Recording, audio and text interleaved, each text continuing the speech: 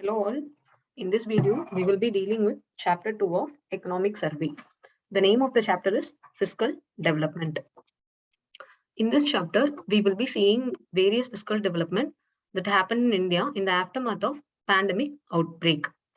The most important thing about this particular chapter is you have to know about the basics of economics or basics of fiscal policy to have a better understanding of the concepts in this chapter. So நான் என்ன suggest பண்ணுவேன் அப்படின்னா try to read about the basic concepts like fiscal deficit, revenue deficit, capital expenditure, tax revenues, non-tax revenues. இதெல்லாம் என்னென்ன அப்படிங்கறத ஒரு basic understanding develop பண்ணிட்டு then you watch this video. So the most important point in this chapter is in response to pandemic outbreak, India had followed an agile policy approach rather than waterfall strategy. Agile policy approach abdina, you are having flexibility to change your plans according to the situations. In the strategy was followed by India, but other countries followed waterfall strategy. So waterfall strategy abdina, there is a predefined framework, and the framework base panni you are framing the policy. So அந்த மாதிரி ரொம்ப ரிஜிடா இல்லாம India had followed a agile policy response, which is a unique calibrated policy approach in response to pandemic outbreak. In this slide, we are seeing the fiscal policy strategy in the aftermath of outbreak. So initially in the first initial beginning phase of pandemic, we were focusing more on the vulnerable section of the society. So in the time period, initial phase of pandemic, we were having certain schemes like direct benefit transfers, and we were also providing emergency credit to the small business. Through this, we were helping the vulnerable section of the society. In the quarter 1 and quarter 2 of 2020-21, there was less capital expenditure, mainly because of the movement restriction. But these restrictions got eased in quarter 3 of 2020 and 21. So adanala next year in the first three quarters we were able to see increase in capital expenditure, and many schemes like national infrastructure pipeline, PLA schemes for 13 sectors were implemented, and this period also saw the growth of 34.5% in capital expenditure. Performance of fiscal indicators during 2021-22. So during this particular time period, the fiscal deficit was 46.2% of budgetary estimates. This is very less compared to the previous year, which is 135.1%. So next we will move on to revenue collections. With respect to revenue collections, the most important point to be noted is there was considerable growth in both tax and non-tax revenue. In this particular graph, you can see it very clearly. So corporation tax increase aayirukku. The taxes on income other than corporate tax, that also got increased. With respect to indirect tax, almost all the taxes got increased. So revenue collection was very high during this particular period. So in the figures along, note panikonga. It is not necessary you have to memorize, but again, just have a basic understanding. So ரொம்ப இம்பார்ட்டன்டான point வந்து there was considerable growth in both tax and non-tax revenue.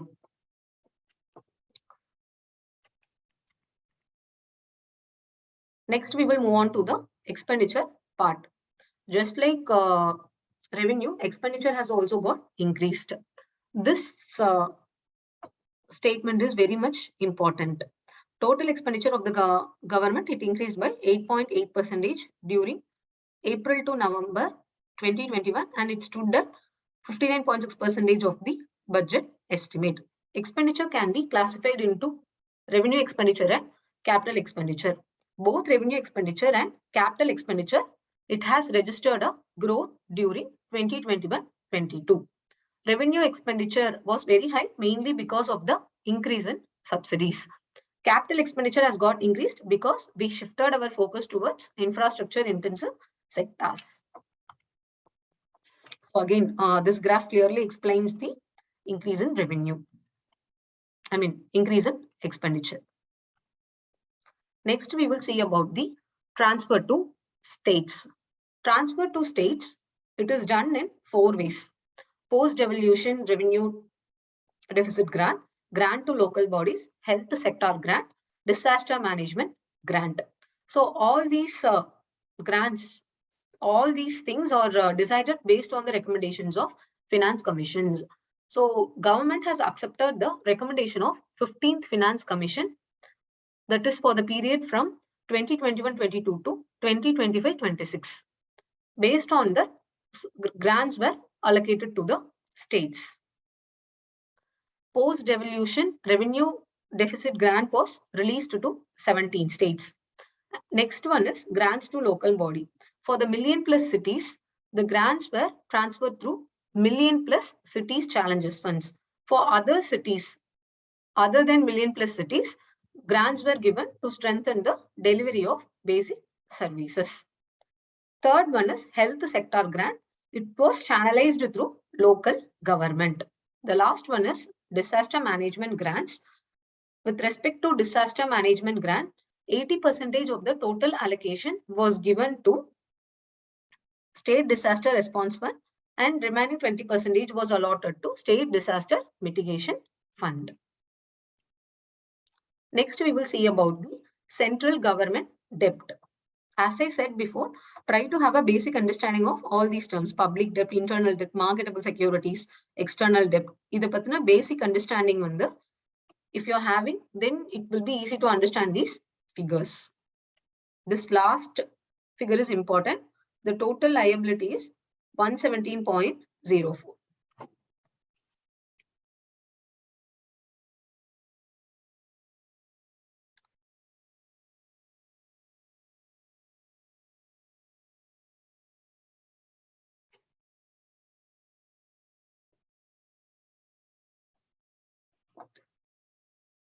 This particular figure, 117.04 lakh crore.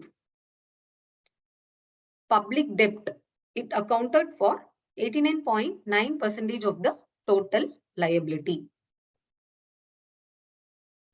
The total liability of central government as a ratio of GDP was stable over the past decade, but it has risen sharply in this particular period, 2020-21.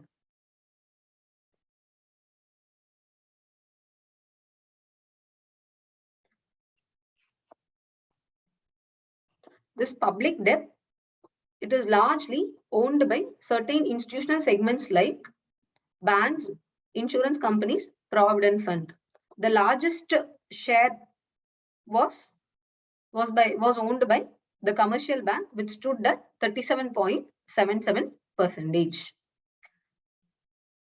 And most of the external borrowing are from official sources, which are of long-term and concessional in nature.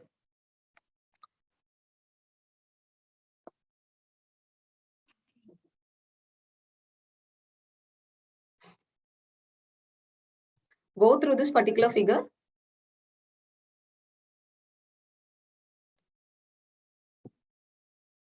You can clearly notice that the total liability of the central government as a percentage of GDP was stable during this period, and it has risen sharply in 2020-21. Next, we will move on to state finances. To have a better understanding of state finances, go through this figure.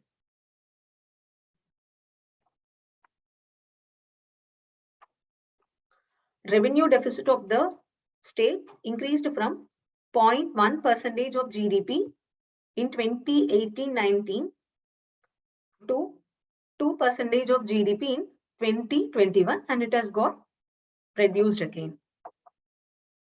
So revenue deficit was stable in the time period la stable 0.1% irundhathu, but 2020-21 la 2% increase aichu, but again it is getting stabilized.